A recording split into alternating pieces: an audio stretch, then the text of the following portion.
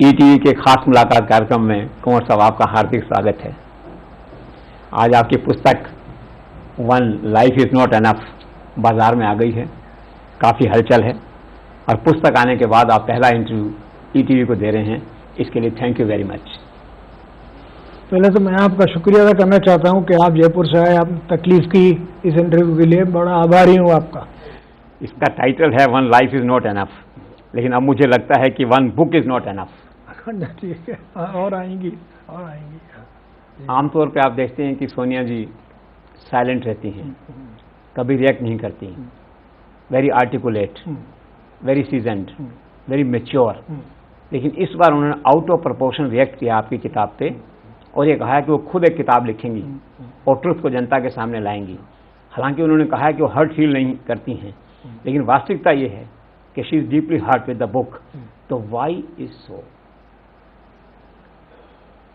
अब देखिए, वैसे तो मैं टिप्पणी करना नहीं चाहता किसी के लिए, पर मुझे बड़ी खुशी है कि श्रीमती सोनिया गांधी एक किताब लिख रही हैं, क्योंकि वो एक ऐतिहासिक हस्ती हैं, तो ज़रूर लिखें और मैं बड़ी वो इंतज़ार करूँगा उसका। मैं ही नहीं, सारा देश करेगा कि उनकी किताब आएगी तो बहुत बड़ी बात होगी। क्या सोनिया जी के पास ऐसा कोई मटेरियल है आपके खिलाफ जिससे कि वो राष्ट्र को आपको एक्सपोज करना चाहती हैं, दिखाना चाहती हैं, कहना चाहती हैं? भैया मुझे तो कोई याद नहीं, अगर होगा तो वो कर देंगी और अगर कोई गलती की हो तो माफ़ी मांगेंगे। और जैसा कि प्राइम मिनिस्टर ने कहा है कि private conversation should not be used for capital gains और ये मार्केटिंग एक्सरसाइज है, इस पर कुछ कहना? तो कहिए, आप किताब पढ़ लीजिए हेनरी किसिंजर की, क्या लिखा है उसने। किताब पढ़ लीजिए, जे.एन. दीक्षित लिखी है उसने, जो असाइनमेंट कोलंबो, सारे प्राइवेट कन्वेंशन दे दिए। ये उनका नेशनल सिक्योरिटी एडवाइजर रह चुका है दीक्षित, उससे क्यों नहीं पूछा जब वो जिंदा थे, और किसिंजर जिंदा है उससे पूछ लो भाई तुमने क्यों लिखे इतने अपनी किताबों में प्राइवेट कन्वर्सेशन, चून लाई से, माओ से, तुमसे, दुनिया भर के। तो ये तो कोई बात नहीं बनी। एक बड़ा सीरियस एलिगेशन आपने किताब में लगाया है कि 2004 से 14 के बीच 10 साल तक यूपीए सरकार रही और मनमोहन सिंह गवर्नमेंट की जो फाइल्स थी वो वाया पुलक चटर्जी मैडम तक पहुंचती थी, वो देखती थी, फैसले करती थी। मनमोहन सिंह ने खंडन किया है, क्या अभी भी आपका वही स्टैंड है? हाँ बिल्कुल वही स्टैंड है, इसमें कोई दो राय नहीं है। मैं एक दफ़े उन्होंने मुझे कोई 2005 जनवरी फरवरी की बात है, मैं गया था उनसे मिलने के लिए। उन्होंने कहा कि ये आप अब ये डिफेंस के कॉन्ट्रैक्ट मामले में दखल दे रहे हैं। मैंने मदद नहीं दे रहा। तो उन्होंने कहा ये आपके पास फाइल आई है, उसमें तो लिखा हुआ है। तो मैंने कहा मेरे फाइल में दस्तखत हैं। और फिर आपको पता कैसे लगा? दस्तखत मेरे नहीं है। फिर आपने प्रणब मुखर्जी को भेजी, मैंने कहा भेजिए, वो डिफेंस मिनिस्टर हैं, उनको भेज दिया मैंने, उसमें क्या मुश्किल है? तो आप स्टैंड करते हैं, फाइल्स जाती थी, वो देखती थी? तो बिल्कुल है। तो संजय बारू ने भी कहा है, जो उनके मनमोहन सिंह के साथ उनके इंफॉर्मेशन एडवाइजर थे कई साल के। एक पीसी अलेक्जेंडर ने बड़ी अजीब बात कही है। उन्होंने कहा है कि नटवर सिंह की पर्सनैलिटी विलेन की रही है और वो डर्टी टिक्स डिपार्टमेंट के चीफ थे कांग्रेस से। नहीं, उसने ये कहा है कि नटवर सिंह ने और ब्रजेश मिश्रा ने एक षड्यंत्र रचा कि जिससे कि मैं राष्ट्रपति न बन सकूं। तो षड्यंत्र तो नहीं रचा हमने। ब्रजेश मिश्रा जी स्वर्गीय है, वो उनके ऑर्डर थे, इंस्ट्रक्शन थे प्राइम मिनिस्टर वाजपेयी के, और मुझे इंस्ट्रक्शन श्रीमती सोनिया गांधी के। उसमें मनमोहन सिंह जी भी शामिल थे कहीं तक। तो इसमें ये कहना कि साहब हम कोई गैर जिम्मेदारी की बात कर रहे थे या अपने मन गलत कर रहे थे, सवाल पता नहीं होता। हम जिम्मेदार लोग हैं, जो हमारे लीडरों ने कहा उसकी तामील कर रहे थे हम। एक बात आइए कुंवर साहब, गांधी परिवार के जितने फैसले हुए सरकार और सरकार के बाहर, उसमें हमेशा आप एक तरह से पार्टी रहे, तो आज एकदम से कैसे आप उससे अलग हो सकते हैं? देखिए, मैंने अपनी जो ऑटोबायोग्राफी लिखी है, अब मैं हो गया हूँ 83 साल का, और बहुत लोगों ने कहा क्या लिखिए, आपका इतना तजुर्बा है, तो मैंने कहा कि लिखनी चाहिए। और देखिए, मेरी किताब है 400 सफ़े से ज़्यादा, 410 पेज। उसमें एक चैप्टर है श्रीमती सोनिया गांधी का, और चैप्टर का कोई जिक्र नहीं करता। मैंने लिखा है पंडित जवाहरलाल जी के लिए, इंदिरा जी के लिए, राजीव जी के लिए। मैंने लिखा है कि राजीव जी जब चाइना गए तो बड़ा ऐतिहासिक दौरा था उनका। आज उनकी वजह से 25 साल से हमारी सरहद पर, चीन और भारत की सरहद पर एक गोली नहीं चली है। उन्होंने एक नया चैप्टर खोला साइंस इंडियन रिलेशंस में, इसका कोई जिक्र नहीं करता। मैंने जो है मेरे दोस्त हैं, लेखक हैं, दुनिया भर के हैं, कुछ फॉरेन पॉलिसी के बारे में नहीं लिखा, सिर्फ एक ही पकड़ा है भाई, वो 20 पन्ने का भी चैप्टर है, और भी तो है उसमें। तो जैसे ये है कि my book is not Sonia Gandhi centric, और कुछ बहुत भी है। तो इसमें एक बड़ी दिलचस्प बात यह है कि राजीव गांधी कहीं आपने आलोचना नहीं की, उनकी तारीफ की है इसी परिवार में। देखिए ऐसा ना, बहुत बड़े दिल के आदमी थे, खुश मिजाज थे। जो मेरे साथ किया गया है राजीव गांधी कभी नहीं करते, इंदिरा गांधी कभी नहीं करती, जवाहरलाल जी कभी नहीं करते।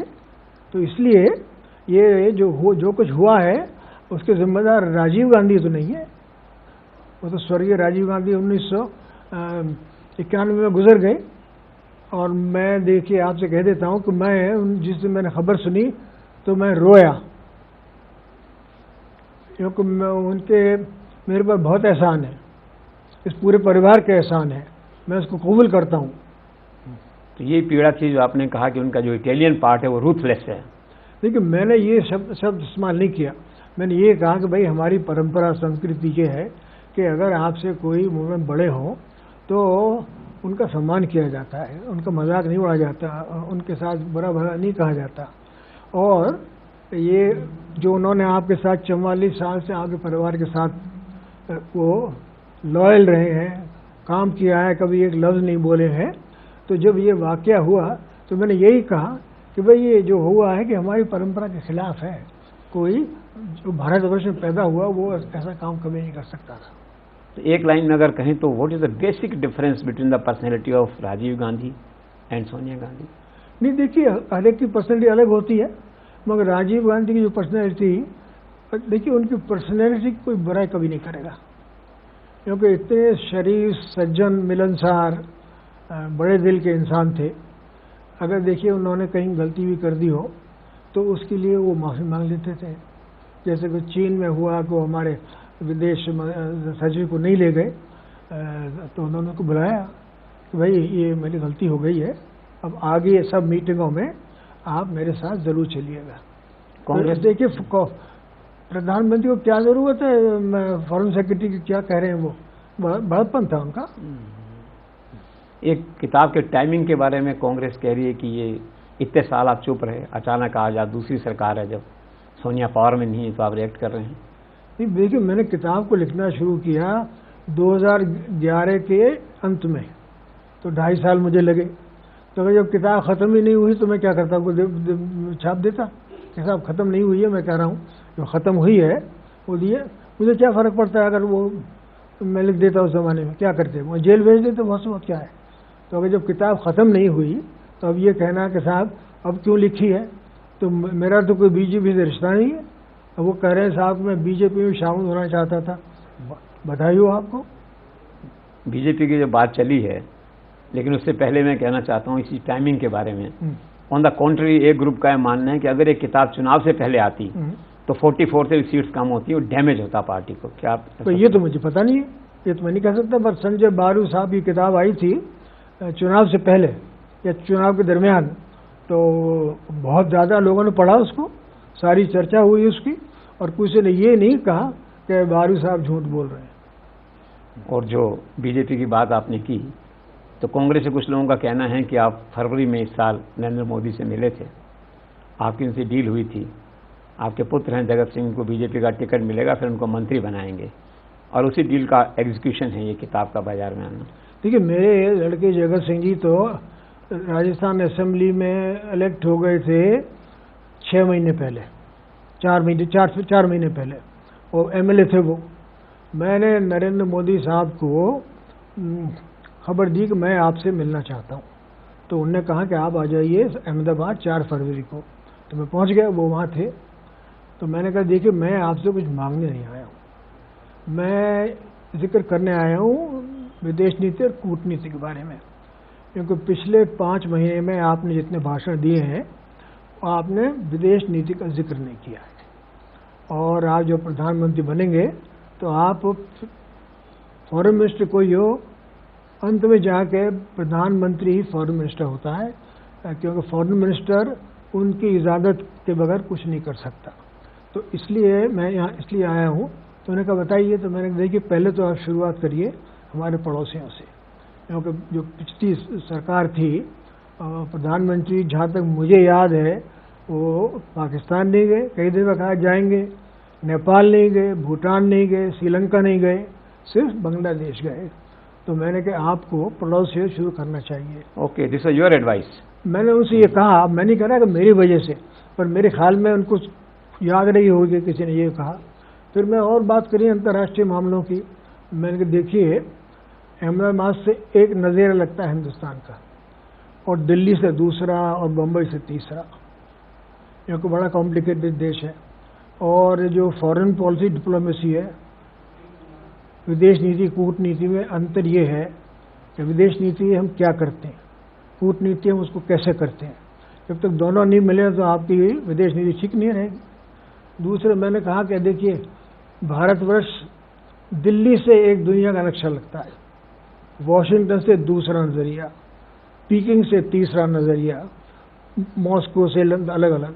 तो मैंने कहा ये इनको सबको मद्देनजर रखना है। और मैंने उनसे ये भी कहा कि देखिए यूनाइटेड नेशन में 54 इस्लाम परस्ती देश हैं, और अगर कोई वहाँ रेजोल्यूशन वगैरह पास हो तो उनकी वोट के बगैर नहीं होता है। तो कितनी देर बातचीत हुई नरेंद्र मोदी से? 45 मिनट। और जब उन्होंने कहा कि मैंने कहा देखिए आप मुझसे इतने बड़े उम्र में शायद आप नहीं जानते हो मैं कौन हूँ। उन्होंने कहा नहीं आपके बारे में जानता हूँ मैं ये भी जानता हूँ कि आपके लड़के चुनाव जीत कर आए। तो मैंने वो बैठे अंदर के बुला लीजिए। और सारी 45 मिनट न कोई टेलीफोन आया, न कोई पर्चे आए, कुछ नहीं। How you rate him as a politician, as a chief minister, as a prime minister? नहीं, मैं तो बड़े प्रभावित हुआ। देखिए इन्होंने जिस तरह का अपना कैंपेन रन किया तो काबिल तारीफ है। तो कांग्रेस तो जवाब दे ही नहीं पाई।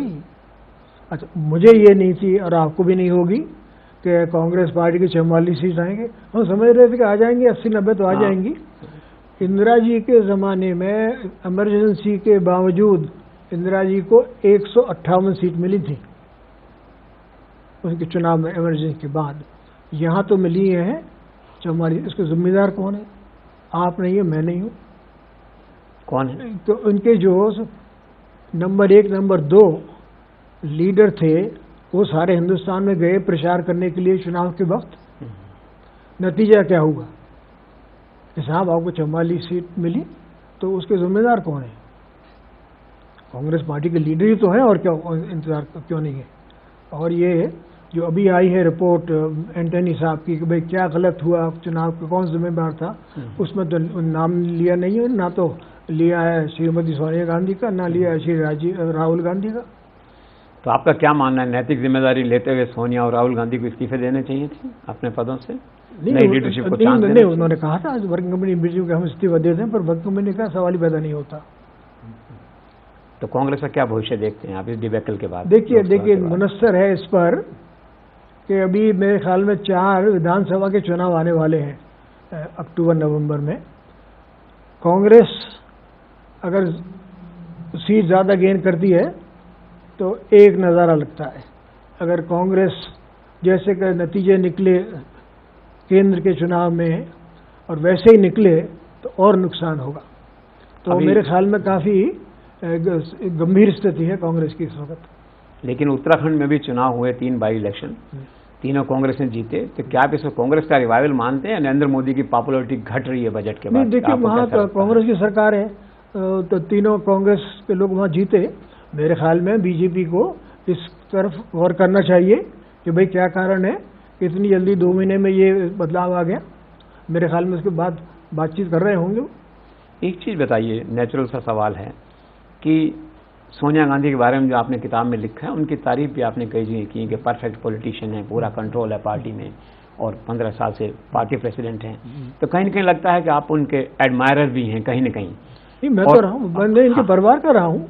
देखिए जैसे मैंने किताब में लिखा है, जब मेरा नवंबर 1998 में हार्ट ऑपरेशन हुआ बाईपास का, तो ये अस्पताल आती थी, मेरी वाइफ से बात करती थी।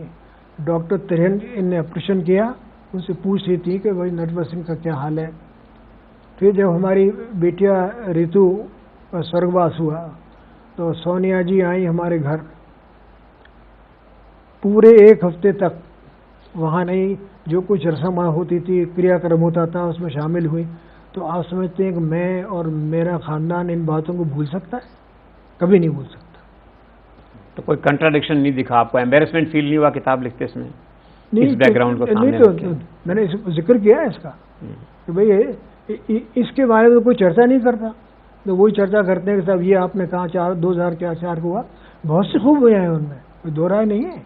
जब आप उनको मिले अगर पॉलिटिकल सवाल के ऊपर तो दूसरी बात है, अगर वैसे कम बात करें। मैं तो रोज़ जा रहा था तो हर चीज़ की बात होती थी, किताबों की बात होती, म्यूज़िक की बात होती थी, अखबार की खबरों की बात होती थी, टूर्स की बात होती थी। बिल्कुल रिलैक्स रहती हैं वो। कितने घंटे हम बैठते थे उसी टेबल पर, खाना भी आता था, बातचीत भी होती थी। 1 साल पहले भी तो आप शायद सोनिया गांधी से मिले थे, बुलाया था उन्होंने आपको? हाँ, तो उसमें कोई इसके बारे में कोई बात नहीं हुई, थोड़ी कुछ बातें हुई थी। तो अब इस किताब के बारे में जो बात हुई तो 7 मई को हुई, तो 7 मई को एग्जैक्टली क्या हुआ? सीक्वेंस ऑफ इवेंट क्या रहा उस दिन? किसके फोन आए पहले, कैसे? नहीं, ऐसा है ना, मेरा एक इंटरव्यू आई थी इकोनॉमिक टाइम्स में 28 अप्रैल को। तो उसमें जो बातचीत हुई तो उसने पूछा, एक है मनोज जी, कि भाई आप की किताब आने वाली है, उसमें आप ये लिखेंगे कि जो आपके साथ किया गया। तो मैंने कहा भाई मैं कोई घटिया काम तो करूँगा नहीं, पर जो असलियत है उसके बारे में लिखूँगा। तो उसके निकलने के उसी दिन मेरे पास टेलीफोन आए। पहले तो आया श्री सुमन दुबे जी का, बहुत ही आला इंसान है। तो उन्होंने कहा भाई आप आज शाम को मिल लीजिए सोनिया जी से। मैंने कहा भाई आज तो मैं नहीं मिल पाऊँगा। फिर टेलीफोन का आया प्रियंका जी का। अब देखिए प्रियंका जी की इमेज तो बहुत बढ़िया है। लोग करते हैं कि भाई अपनी दादी का चेहरा है इनके, ये बहुत बढ़िया कम्युनिकेटर हैं, अपनी माँ से ज़्यादा और भाई से ज़्यादा कम्युनिकेट करती हैं, लोगों से कनेक्ट करती हैं, बैठ जाती हैं गांव वालों के खाने के साथ साथ के लिए। करिश्मा। हाँ, तो उन्होंने कहा करिश्मा तो कोई दो राय है ही नहीं। तो उन्होंने टेलीफोन किया, मैं यहाँ से मिल सकती हूँ? मैंने भाई इस हफ्ते तो नहीं। तो फिर उन्होंने 6 तारीख को टेलीफोन किया प्रियंका जी ने। मैंने कहा ज़रूर आइए आप। तो जब वो आई तो पहले तो मैंने पूछा बच्चे कैसे हैं। मैंने कहा दिल्ली यूपी के चुनाव में कैसा होगा। उन्होंने कहा भाई हम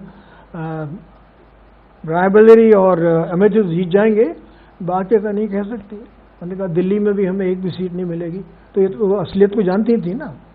फिर उन्होंने कहा कि मेरी मदन ने आपके पास भेजा है आपकी किताब के बारे में। तो मैंने कहा देखिए मेरी किताब मैं घटिया काम तो करूँगा नहीं, I don't hit below the belt. तो जो असलियत है तो उसको तो मैं लिखूँगा। और फिर बताया कि आप कि मदन ने मेरे लिए क्या किया पिछले 8 साल में। जिस मुश्किलों से मैं गुजरा हूँ, मुझे उम्मीद नहीं थी कि ऐसा होगा। Left in lurch. हाँ, नहीं दल नहीं, पीछे पड़ गए भाई। IB लग गई और ED लग गया, हमारे बैंक अकाउंट खोले गए, हमारे घर बग हुआ, टेलीफोन टैप किए गए। वहाँ किसी को भेज दिया कि नटवर सिंह का घर जयपुर में है और बनी पार्क में, वहाँ तो घर मिले ही नहीं उनको। उन्होंने कहा जो गए थे IB के और किसके लोग कि ये यहाँ तो लिखा है नटवर सिंह। तो उनके बेटे ने कहा हाँ। उन्होंने कहा नटवर सिंह क्या करते हैं? तो उन्होंने कहा भाई मेरे फादर हैं और वो 31 साल से आसाम में टी गार्डन में काम करते थे, नटवर सिंह शेखावत। हाँ, तो उन्होंने कहा वो उनका पूरा नाम है नटवर सिंह शेखावत, तो वो शेखावत लिखते नहीं है। तो मैं जब आया तो मैंने भरत सिंह जी से कहा तुम्हारे एक और है वहाँ नटवर सिंह शेखावत। तो जगत सिंह का कहते हैं पासपोर्ट इम्पाउंड हुआ और सब? हाँ बिल्कुल हुआ। और जगत सिंह का तो नाम ही नहीं है वॉलकर रिपोर्ट में, और वॉलकर रिपोर्ट में मेरा नाम है, कांग्रेस का भी है और कॉर्पोरेट उन लोगों का भी है। तो कमिंग बैक टू 7 मई, हाँ, तो फिर इस डिसअपॉइंटमेंट और हर्ट के साथ आपने उन्हें कहा कि मैं कुछ नहीं कर पाऊंगा? नहीं, मैंने उनसे कहा कि देखिए मैंने प्रियंका जी से कह दिया है कि जो हुआ है मेरे साथ 8 साल में, और आप आज आई हैं तो मुझे बड़ा आश्चर्य हुआ है। तो सोनिया जी कब आई? प्रियंका कोई 10-15 मिनट बाद आ गई है सुमोटो। हाँ, तो आ गई हैं। तो बहुत अच्छी तरह मिली और बातचीत की, यहाँ बैठी हुई थी। तो उन्होंने कहा कि मैंने कहा है कि मुझे पता नहीं था कि आपके साथ ये हो रहा है। तो मैंने देखिए ये तो कोई नहीं मानने को तैयार होगा, क्योंकि आपके बगैर एक पत्ता नहीं हिलता कांग्रेस में या सरकार के अंदर। तो फिर उन्होंने कहा भाई आई एम सॉरी, ये हुआ। और मैंने कहा और मैंने कहा अभी तक ख़त्म नहीं हुआ है, सिर्फ 1-2 महीने से बात कम हुई है। जो मेरे साथ किया गया मैं नहीं चाहता कि मेरे दुश्मन के साथ भी किया जाए। तो कुछ ऐसा है, one book is not enough, क्या एक और को भी किताब को भी लिखना चाहते हैं आगे? नहीं, अब देखिए 83 वर्ष का हो गया हूँ, पता नहीं अगर हो तो लिख देंगे। क्योंकि मैं देखिए एक डायरी रखता हूँ, तो ये नहीं कि मैं लगातार लिखता हूँ, पर किताब सोच रहा हूँ कि माई इरेगुलर डायरी, उस पर मैं काम करूँगा। तो उसमें जो इसमें डिटेल नहीं है वो डिटेल जाएंगी। और मैंने देखिए इनके निजी जीवन के बारे में कुछ नहीं लिखा है, क्योंकि लिखना नहीं चाहिए। मैं लिख सकता था मगर मैं ना लिखूंगा ना मैंने लिखा है। तो किताब जो अगली आप लिखेंगे वो सोनिया की किताब आएगी उसके बाद लिखेंगे या उसके पहले लिखेंगे? अब देखिए पता नहीं उन किताब कब आएगी, मैं तो इंतजार कर रहा हूँ। अब कल ही आ जाए तो बहुत अच्छी बात है। तो कमिंग बैक टू 7th मई, तो फिर वहाँ से निराश होकर लौटी सोनिया जी यहाँ से? नहीं, चली गई बातचीत करके, ठीक है। तो ये देखिए, ये मैंने किसी जिक्र नहीं किया, मगर जब सोनिया गांधी जैसी हस्ती मेरे मकान पर आए और इनके साथ कमांडो हो और सिक्योरिटी हो तो सबको पता लग जाएगा भाई छोटी सी जगह है और सोनिया के यहाँ आना कोई मामूली बात है। तो किसी न किसी ने कह दी होगी, मैंने तो किसी जिक्र भी नहीं किया। फिर कुछ दिन हुए उसमें मेल टुडे में कुछ जिक्र आया तो मैंने तो बताया नहीं था। और उन्होंने कह भी दिया कि नटवर सिंह ने पूछा था, उन्होंने मना कर दी कुछ कमेंट करने के लिए। But how you could defy Sonia Gandhi, only person in the country I think in Congress? देखिए फॉर्मर कांग्रेस, मेरी नसों में मेरे पूर्वजों का खून बहता है और हमारे परिवार ने मुगलों से लड़ाई की, अंग्रेजों से की, और जब ऐसा हुआ था हम कांग्रेस से लड़ाई की हमने। जहाँ मेरे ऑनर और इंटेग्रिटी का सवाल है, मैं किसी को मंजूर नहीं करता इसको, और टक्कर रहनी है तो हमें टक्कर ली, हमें बहुत नुकसान हुआ इससे। और ये कहते हैं कि साहब उनके परिवार ने बहुत कुछ किया, हाँ किया, मैं मंजूर करता हूँ। इसलिए नहीं किया राजीव गांधी में मंत्री बनाया कि वो मेरी शक्ल अच्छी थी, समझे भाई काबिलियत है, इसमें अनुभव है, IAS में पास होकर आए। तो इंदिरा जी के दफ्तर में टॉप किया था, IAS में टॉप किया था, इंटरव्यू में टॉप किया था मैं पहला राजस्थानी था। मैंने फिर इंदिरा जी ने मुझे 5 साल अपने दफ्तर में रखा, इसलिए नहीं रखा कि मैं डफर हूँ। उन्होंने इसलिए कहा भाई कि इनको देख दाख के इनका जो उनकी रिपोर्ट वगैरह है वो करके, मुझे पहले से भी जानती थी तो उन्होंने दिया। मैं कभी भूल सकता हूँ जो उन्होंने मेरे लिए किया, मैं भूल सकता हूँ कि राजीव गांधी ने किया, मैं भूल सकता हूँ कि जो मेरे सोनिया गांधी ने मेरे अच्छे काम किए। एक सनसनीखेज खुलासा आपने किताब में किया है कि राहुल ने जान त्यागने की धमकी देकर सोनिया को प्रधानमंत्री बनने से रोका और ये उनका त्याग नहीं था, आत्मा की आवाज़ नहीं थी, राहुल का प्रेशर था। ये राहुल गांधी साहब ने ये नहीं कहा कि मैं आत्महत्या करूँगा, उन्होंने ये कहा कि देखिए मेरे पिता को गोली मार दी गई, मेरी दादी को, मैं नहीं चाहता कि आपको गोली मारी जाए और इसके मैं बिल्कुल खिलाफ हूँ। और मैं देखिए मैं दाद देता हूँ बतौर लड़के के, बहुत बड़ी बात है। उसने कहा कि देखिए आप ऐसा नहीं कर सकती हैं हमारे साथ, मैं आपका बेटा हूँ, मैं नहीं चाहता कि आप के साथ वही हो जो मेरे पिता और मेरी दादी के साथ हुआ था। उन्होंने ये कहा, ये कभी नहीं कहा कि मैं आत्महत्या करूँगा। लेकिन ऑन द कॉन्ट्ररी जब राजीव गांधी के प्रधानमंत्री बनने की बात आई थी मिसेस गांधी की हत्या के बाद, तो सोनिया जी ने अपोज किया था, इसी तरह जैसे राहुल ने इस बार अपोज किया था, उन्होंने इग्नोर किया, प्रधानमंत्री बने। तो इन दो को देखते हुए आपको ऐसा लगता नहीं कि राहुल गांधी का एटीट्यूड एक रिलक्टेंट ब्राइड का है या चैलेंज को स्वीकार करने से पीछे हटने का है? नहीं, ये नहीं, देखिए दोनों परिस्थितियाँ अलग अलग हैं। इंदिरा जी का जब देहांत हो गया तो बताइए और कांग्रेस पार्टी में कौन हो सकता था? अच्छा, उनको क्या पता था कि मेरी मदर का इस तरह से होगा? वो आए यहाँ और कांग्रेस पार्टी ने कहा कि साहब आप ही आ सकते हैं। सोनिया जी ने कहा कि बिल्कुल मत बनिए, आपके साथ यही होगा जो इंदिरा जी के साथ हुआ है। तो राजीव जी ने कहा भाई मेरी जिम्मेदारी है, मैं वैसे भी मार दिया जाऊँगा, तो मैं अब जिम्मेदारी को निभाना है मुझे और ये प्राइम मिनिस्टर मुझे बनना है। उसके अलावा ये बताइए और कौन बन सकता था? कोई नहीं, किसी को मंजूर नहीं करती कांग्रेस पार्टी। इस परिवार की जो इतिहास है, जो उन्होंने त्याग किया है, सबको मालूम है। अच्छा, मनमोहन सिंह जब प्राइम मिनिस्टर बन रहे थे उस स्टेज पे जब उन्होंने कहा मेरे पास मैंडेट नहीं है, आप इतने क्लोज थे, आपको कंसिडर क्यों नहीं किया गया प्राइम मिनिस्टर पोस्ट के लिए? देखिए, मैं तो कोई इरादे नहीं थे, मैं तो ख्वाब में भी नहीं सोचा था कि कोई मेरा कोई नाम, न मेरा नाम आया। एक इंडिया टुडे ने ज़रूर लिख दिया कि साहब कृष्ण गांधी बन जाएंगे राष्ट्रपति और नटवर सिंह वाइस प्रेसिडेंट, तो किसी नो बडी बॉट है कि ये फजूल की बात है, तो कोई सच थी नहीं। तो coming back to Rahul Gandhi, तो राहुल गांधी की इस स्टैंड को आप एंडोर्स करते हैं? नहीं, काबिल तारीफ है जो उन्होंने किया अपनी माँ के लिए, एक बेटे को करना चाहिए, और उन्होंने कहा और ठीक कहा। मैंने आपसे कहा मैं दाद देता हूँ। तो how you rate his chances as the future Congress leader और as the future prime minister of Congress any time? देखिए, अगर इस जो 2014 के जो चुनाव हुए, अगर उसमें 44 की जगह 140 सीट आती तो ये होता कि भाई ये भविष्य का ये लीडर होंगे।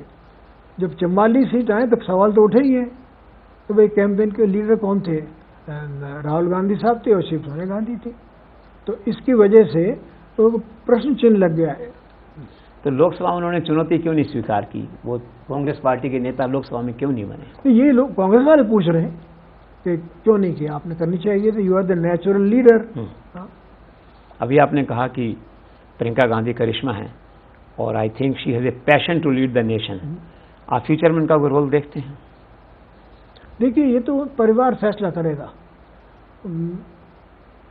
मैं जहाँ तक कह सकूँ ये है कि अगर प्रियंका जी आ गई तो राहुल जी क्या करेंगे? कोई वर्ड डिस्ट्रीब्यूशन दोनों में नहीं हो सकता कि एक पार्टी संभालें प्रियंका गांधी और राहुल गांधी पार्लियामेंट में कांग्रेस को लीड करें? देखिए, ये तो फैसला परिवार ही करेगा ना, कोई ऐसा तो बाहर वाला कोई कह नहीं सकता। कांग्रेस से कुछ लोग नारा बना रहे हैं प्रियंका लाओ देश बचाओ, क्या लगता है 1-2 साल में ऐसा कैंपेन कुछ बूस्ट होगा? अभी तो भविष्य बताएगा, अभी कुछ नहीं कहा जा सकता। अभी कुछ नहीं कहा जा सकता। कैसे कह सकता हूँ मैं इस बात?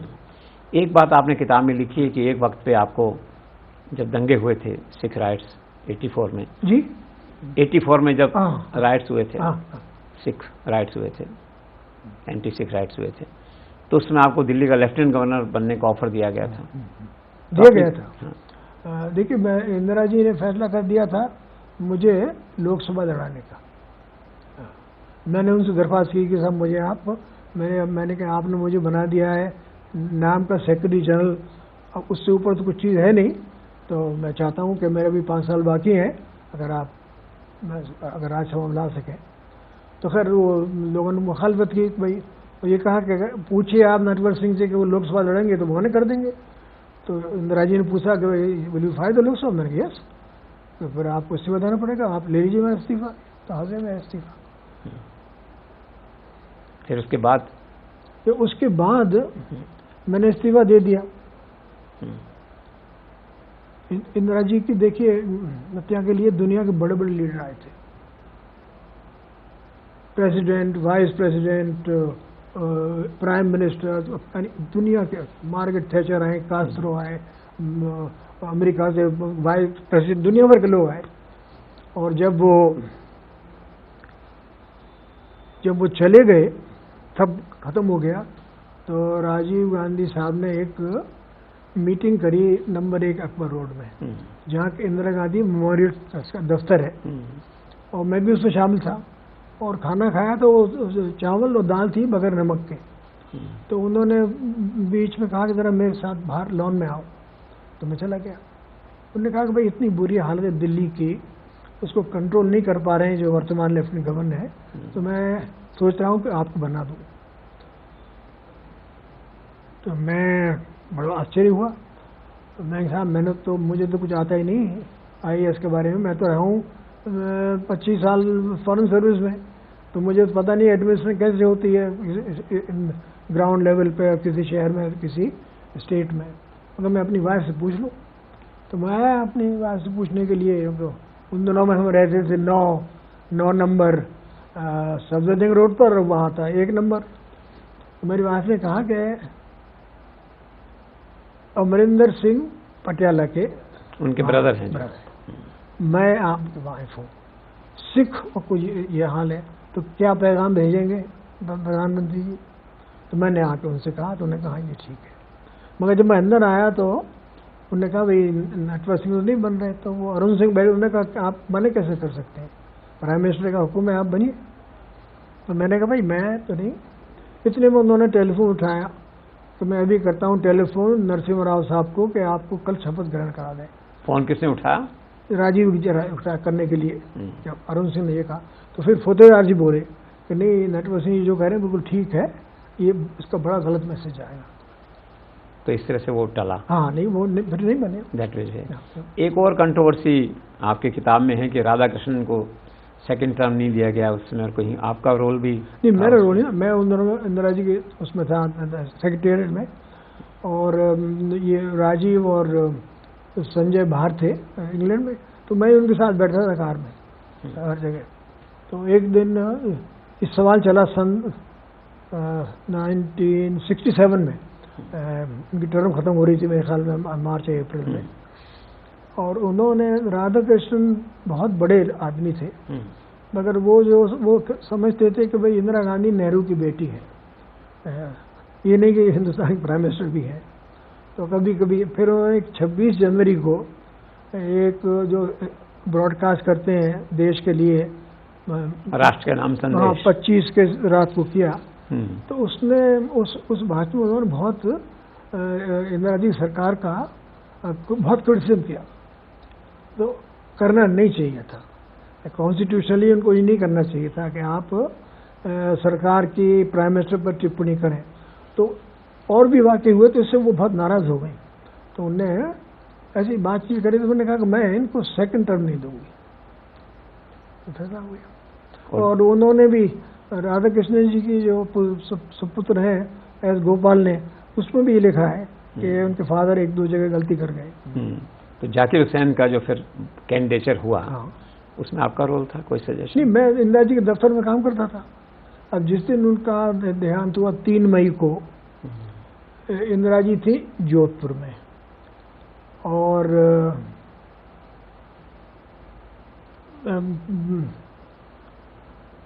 प्रेसिडेंट थे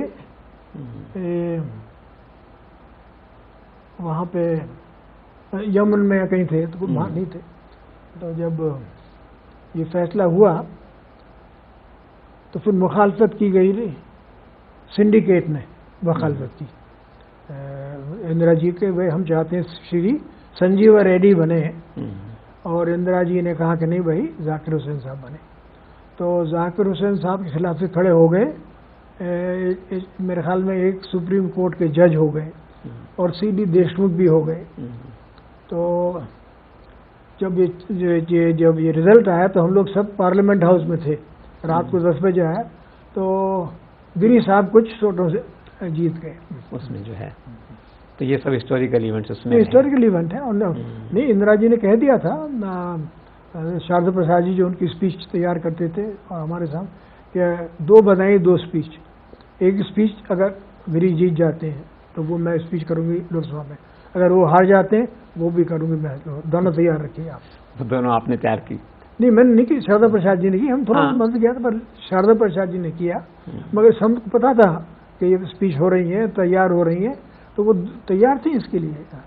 तो ये बहुत लीडर की बहुत बड़ी बात है, ये विजन की बात है। anyway, एक आपने कहा है कि दोनों अरुण नेहरू, अरुण सिंह, मोर और less they were liability to Rajiv Gandhi, कैसे आप महसूस? नहीं, तो इसीलिए तो ठीक है, जब वो प्राइम मिनिस्टर बने तो उन्हें कोई तजुर्बा था नहीं, वो अपने आए उसमें पायलट थे इंडियन एयरलाइंस में। मुझे याद है मैंने उनसे कहा कि आप छोड़ दीजिए और आप इंदिरा जी की मदद करिए, और लोगों ने भी कहा। तो उन्होंने मुझसे कहा कि भाई तो मैं संजय नहीं हूँ, और मेरी आमदनी है 5,000 रुपये महीने, और मुझे पसंद है जिस काम में मैं कर रहा हूँ, पर जब ये ज़रूरत पड़ी, देहांत हो गया, तो उनको आना पड़ा।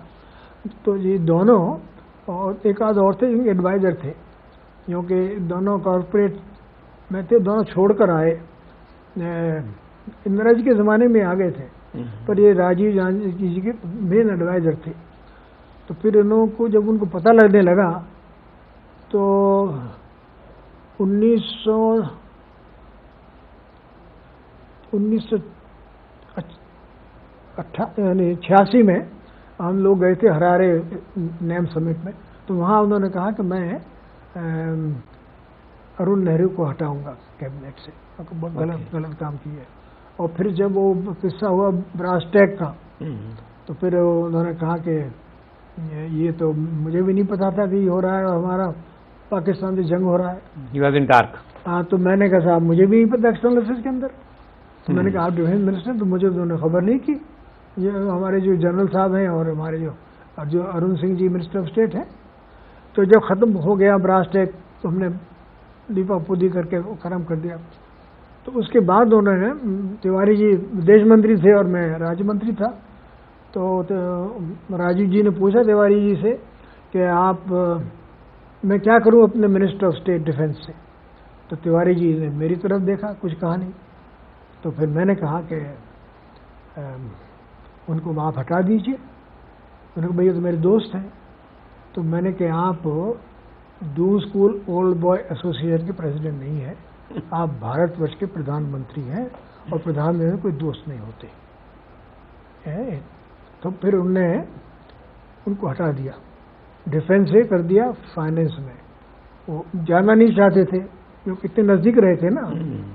तो फिर राजीव जी ने उनको फाइनेंस मिनिस्टर से भी हटवाया और राज्यसभा की सीट से कहा इस्तीफा दीजिए। उनको ये पता लग गया कि भाई मैं पिछले 18 महीने से मेरी इतनी मेजॉरिटी है और मुझे जो उन्होंने सलाह दी है वो ठीक नहीं सलाह दी थी, तो उनको ज्ञान हो गया। लंका क्राइसिस में क्या लगता है आपको, प्रभाकर ने डबल क्रॉस किया? हाँ बिल्कुल, राजीव गांधी को बिल्कुल डबल क्रॉस किया, इसमें कोई दोहराई नहीं है। और जो हमारी श्रीलंका नीति है बड़ी कॉम्प्लिकेटेड हो गई थी, इतनी सारी एजेंसियां काम कर रही थी। फिर देखिए एम.जी. रामचंद्र साहब वहाँ के तमिलनाडु के मुख्यमंत्री थे। अच्छा, उनकी एक तमिलनाडु की श्रीलंका पॉलिसी और एक केंद्र सरकार की पॉलिसी थी।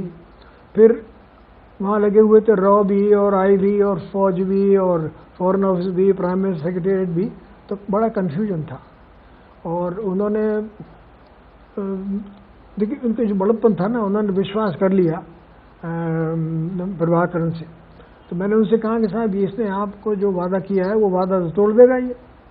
तो उन्होंने कहा भाई मैंने उसको अब कह दिया है। तो मैंने कहा आपने कुछ लिखा के लिया कि नहीं, मैं क्यों लूँगा, प्राइम मिनिस्टर हूँ। थोड़े इरिटेट हो गए। नतीजा क्या हुआ, एलटीटी ने उनकी हत्या कर दी कि 1991 के लोक चुनाव में सबको लगा राजीव जी वापस आ रहे हैं और प्रभाकरण को लगा कि भाई पहला शिकार मैं हूँगा, तो उनकी हत्या कर दी। यानी कि उनकी जान दे दी अपने उन्होंने कि भाई एक सुलझे कैसे इस एथनिक फाइट को। और देखिए श्रीलंका हमारा पड़ोसी देश है, वहाँ अमेरिका दखल दे रहा था, चाइना दे रहा था, पाकिस्तान, इजराइल दे रहा था। तो अगर हिंद महासागर में कुछ हो तो भारत पर तवज्जो देना ज़रूरी है कि भाई हमारे बैकयार्ड में क्या कर रहे हैं आप, महत्वपूर्ण बात है।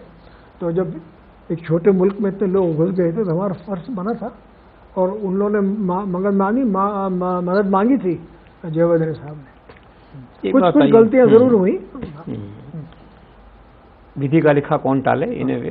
हाँ, तो फिर मैंने चाइना को मैंने कहा नहीं है आपको, मैंने बताया नहीं कि ये देखिए 1988 से लेकर 2014 तक हमारी सीमा पर एक गोली नहीं चली है।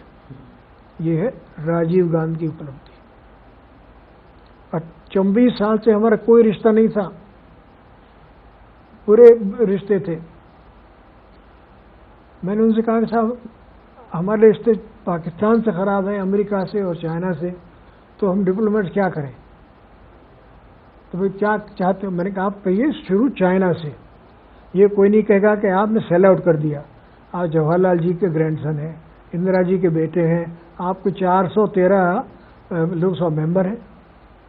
पर मैंने ये बात ज़रूर है कि सरकार में एक लॉबी है जो खिलाफ है कि आप चाइना जाएं।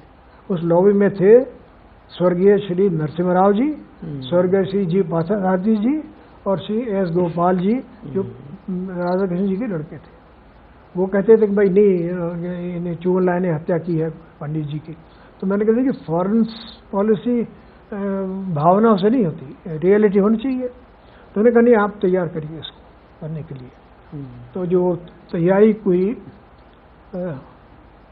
7-8 महीने उन्होंने चीन पर काम किया, सारे ब्रीफ पढ़ के उनको याद थे करके, तो वो जानते थे कि बड़ी महत्वपूर्ण बात है। और दूसरे देखिए 42 साल की उम्र थी, उनको बातचीत करनी थी दुनिया की एक बड़ी हस्ती तंग शाओपिंग के साथ, जो कि चाइना के लीडर रहे पिछले 45 साल से। तो राजीव गांधी ने जो उनसे बात की तो वो उसमें नहीं गए कि भाई मैं नर्वस हूँ, बराबर के तौर से बात की। और जो तंग शाओपिंग साहब से बात हुई मेरी चाइना डायरी में लिखा हुआ है कि दोनों उन्होंने कहा मिलकर कि देखिए पुरानी बात हम भूल जाते हैं, इस सरहद की बात करेंगे और चीज़ों में आगे बढ़ते हैं कि हम दोनों को साथ साथ चलना है। फिर जो उन्होंने दुनिया का दर्शन दिखाया तंग शाओपिंग साहब ने, वो काबिल तारीफ था। फिर राजीव जी ने अपना दिखाया कि उनका क्या था नज़रिया दुनिया के जो हो रही है। तो तंग शाओपिंग ने कहा कि हमारा और आपको तो एक ही है, तो इससे आगे बढ़ा जाए। तो ये तो बहुत बड़ी उपलब्धि है, इसका कोई जिक्र नहीं करता, करना चाहिए। लेकिन अनफॉर्चुनेटली लंका में भाग्य ने साथ नहीं दिया राजीव गांधी का, नहीं दिया। अब देखिए ना लंका के इशू अब भाई हिम्मत तो दिखाई कि अपनी जान सामने कर दी कि भाई कुछ निकालें इसका, और उनको फिर इनको ये ज्ञान हो गया कि हमारी गलतियां हुई हैं। और एक जो बड़ा महत्वपूर्ण सवाल है जो शायद इस किताब की जड़ में है या आपके हर्ट होने का या ह्यूमिलेशन होने का कारण मानते हैं, Iraqi oil scandal Volker report, क्या आपको लगता है कि it was a well planned well thought conspiracy against you? देखिए ऐसा है, ये वॉल्कर की कमेटी बैठी थी, वॉल्कर से बड़े अफसर थे वहाँ के अमेरिका के रिजर्व बैंक के, हमारी यूनाइटेड नेशन कमेटी में भी थे ये। तो शिकायतें आई कि साहब बड़ा भ्रष्टाचार हो रहा है, ये ऑयल फॉर फूड जो प्रोग्राम है तो भाई सैंक्शन लगी हुई है इराक के खिलाफ, तो फिर कहा भाई इनको ह्यूमैनिटेरियन एड दे देनी चाहिए, कुछ देना चाहिए। तो उस प्रोग्राम को इम्प्लीमेंट करने में यूनाइटेड नेशंस में बहुत घपला था, करप्शन था, तो ये बैठाई गई। और वॉल्कर साहब की जब रिपोर्ट आने लगी तो उन्होंने कहा भाई अगर मैं ये जो मुखालफत थी और करप्शन चार्ज था सेक्रेटरी जनरल के लिए भी और उनके बेटे के लिए भी। तो जब लॉस एंजलिस टाइम के अखबार वाले उनसे पूछा कि भाई ये आप क्या कर रहे हैं, तो उन्होंने कहा भाई जब ये आया कि मैं कोफी अनान के लिए क्या करूं, तो मैं रुका। मैंने कहा कि अगर मैं इनको कंडम करता हूं तो इनको इस्तीफा देना पड़ेगा यूनाइटेड नेशन से। फिर मुझे पता नहीं है कि इनके बेटे के बारे में आज तक नहीं मुझे पता। अरे भाई आप पता तो करना था, आपकी कमेटी क्या थी? फिर रिपोर्ट में 120 देशों के नाम थे कि भाई ये मदद कर रहे थे, और उसमें नाम जोड़ दिया कांग्रेस का, मेरा और कॉर्पोरेट हाउसेस का। हमको खबर नहीं कि भाई आप सफाई दीजिए क्या हुआ है। तो जब मैं 27 तारीख को रूस से आया प्रेसिडेंट पुतिन से और फॉरेन मिनिस्टर लावरोव से बात कर तो फ्रैंकफर्ट में रात को रुका, तो सुबह टेलीफोन आया न्यूयॉर्क से हमारे राजदूत का, साहब ये आया है रिपोर्ट। मैं तो दंग रह गया। तो वहाँ तो सोनिया गांधी के साथ गए थे? नहीं थे। रूस गया था उनके साथ। मैं 14-15 जून को जो आप हाँ बिल्कुल हुए थे, बहुत अच्छा दौरा हुआ था। तो फिर जब ये आया तो पहले मैंने सोचा कि मैं चलो न्यूयॉर्क जाऊँ वॉल्कर करूँ, तो मैंने क्या ज़रूरत है, मैं दिल्ली जाऊँगा कल बता दूंगा। इतने में वहाँ से एक वो मैसेज आ गया, उनकी जो स्पोक्स पर्सन है, क्या नाम है उनका, जो औरत है वो अमित खसवानी। हाँ तो कांग्रेस तो साफ है, नटवर सिंह अपनी देखभाल खुद कर रहे। ये बयान बगैर सोनिया जी के इजाजत के नहीं हो सकता था। मुझे बहुत तकलीफ, इसी से हर्ट हुए कि मैंने क्या कम से कम मैं आ रहा हूँ, इंतजार कर लेते। जब मैं आया तो मैं मिलने नहीं गया, तो उन्होंने मुझे बुलाया भी नहीं। और फिर शुरू हो गया साहब, सारी पार्टी के खिलाफ हो गई, सरकार हो गई, मीडिया ने क्या नहीं, मीडिया ट्रायल हुआ, क्या नहीं, बड़ी हर अखबार के फ्रंट पेज पे, हर मैगजीन के फ्रंट पेज पर, टीवी के अंदर ये सारे सब सर ऑर्केस्ट्रेटेड। भाई क्या बहाल हो गया, हम लोग कोई गलती तो की नहीं है। फिर उन्होंने बिठाई आर.एस. पाठक इंक्वायरी कमेटी। पाठक के फादर को तो आपने अपॉइंटमेंट में मदद की थी शायद? नहीं, जो वाइस प्रेसिडेंट थे जब मैं था, तो कुछ उनका हेग में कहीं अपॉइंटमेंट नहीं, आर.एस. पाठक साहब उनके, वो तो उनके लड़के, उनको की थी, उनके फादर। अच्छा नहीं, फादर नहीं, इनको RS पाठक को मैंने की थी कि नागेंद्र सिंह जी का देहांत हो गया था। वो इंटरनेशनल कोर्ट में जज थे। तो पाठक साहब मेरे पास आए, नरेंद्र सिंह जी मैं चाहता हूँ आप मदद कर दीजिए। मैंने राजीव जी से पूछा, उन्होंने कहा तुम समझते हो ठीक तो कर दो। हमने करा दिया इलेक्टेड। तो हमेशा मिलते थे, हाथ जोड़ के आपका शुक्रगुजार हूँ। इसमें बन गए चेयरमैन अथॉरिटी के। तो उन्होंने पर्सनली आपसे क्या कहा? Was he under pressure? नहीं, मुझसे कहा नहीं, सुनिए सही, उन्होंने रिपोर्ट जो दी कह दिया भाई इसमें कोई कागज ऐसे नहीं है जिसमें कहते हैं नटवर सिंह ने कोई मुनाफा उठाया हो, पर्सनल या फाइनेंशियल। ये राज्यसभा में बयान आया सरकार का बाकायदा? नहीं, ये पाठक साहब की रिपोर्ट में लिखा हुआ। फिर राज्यसभा में बयान भी तो आया मेरा सरकार का आपके लिए कि आप निर्दोष हैं, इन्हें एकदम आपके खिलाफ कोई चार्ज आया। नहीं। मनमोहन सिंह ने कहा, फिर बदल गई। जो है किसी ने इंटरव्यू दे दी इंडिया टुडे में, उसकी बात मानी, मेरी नहीं मानी। तो जब पाठक साहब ने मना कर दी तो किस्सा खत्म हो जाना चाहिए था, नहीं खत्म हुआ। फिर पाठक साहब ने कहा मुझसे कि देखिए नटवर सिंह, मेरे बहुत दबाव था कि आप, ये माना उन्होंने, माना क्या है, मैं दबाव था। इसके बावजूद उन्होंने कांग्रेस का भी नाम था, कांग्रेस के लिए कह दिया कि मुझे पता नहीं कैसे नाम आया। तो आपकी इंक्वायरी किस लिए बिठाई गई थी? कांग्रेस को क्यों नहीं बताते आप? कांग्रेस का नाम तो 1997 से आ रहा है। हमारे राजदूत है जो बगदाद में थे, 28 जनवरी 2004 को खत लिखा फॉरेन सेक्रेटरी को। तो यहाँ अखबारों में आया है कि कांग्रेस पार्टी 1997 से ये कर रही है स्पोर्ट फॉर ऑल में नाम। मेरा तो नाम नहीं था और मेरा नाम बाद में जोड़ा गया।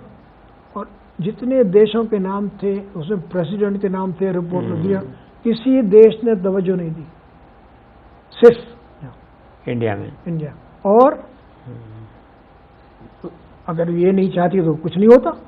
यही पीड़ा है। हाँ, यही है। They did not come to rescue in the moment of crisis। कम से कम मौका तो देते हैं कि बुला के कहते हुआ क्या। आडवाणी ने उस समय कहा था कि कांग्रेस अपने आप को बचाने के लिए आपको स्केप बोर्ड बना रही है।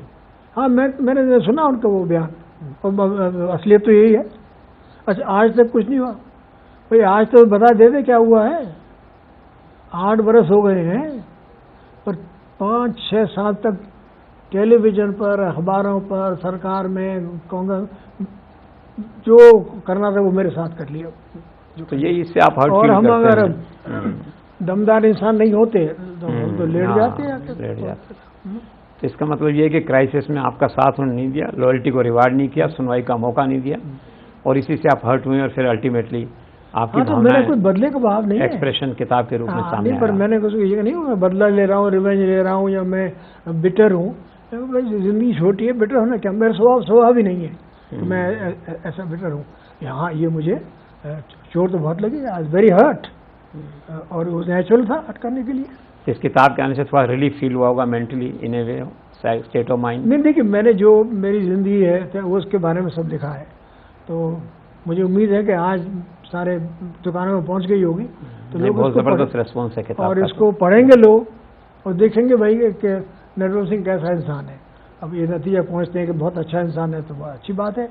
मुझे नहीं लगता कोई ये कहेगा कि ये बड़ा घटिया इंसान है, क्योंकि मैंने घटिया काम तो किया नहीं है कभी। तो 83 पे आपका लाइफ में क्या मिशन बचा, आप क्या सोचते हैं, क्या अब आगे तो देखिए ऊपर वाला करता है जो कुछ होगा।